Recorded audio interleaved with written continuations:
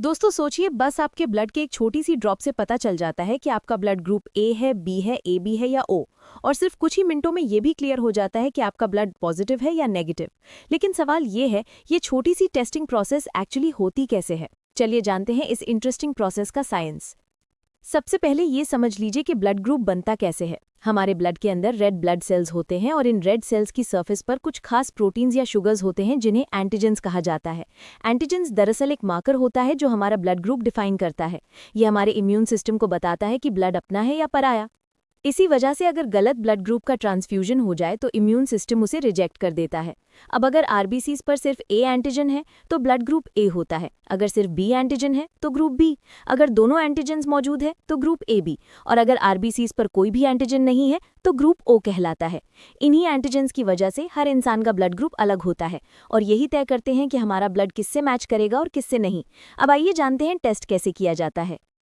सबसे पहले lab technician आपके ब्लड का एक छोटा सा सैंपल लेते हैं।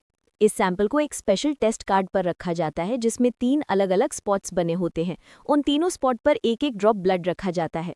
पहले स्पॉट पर ब्लड के ऊपर डाला जाता है एंटी ए लिक्विड, दूसरे स्पॉट पर ब्लड के ऊपर डाला जाता है एंटी बी लिक्विड और तीसरे स्पॉट पर ब्लड के ऊपर डाला जाता है एंटी डी लिक्विड। अब ये जो लिक्विड्स हैं ये एक्चुअली होते हैं एंटीबॉडीज जो अपने टाइप के एंटीजेंस को पहचानते हैं। इसमें ये देखा जाता है कि इन स्पॉट्स पर रिएक्शन हो रहा है या नहीं।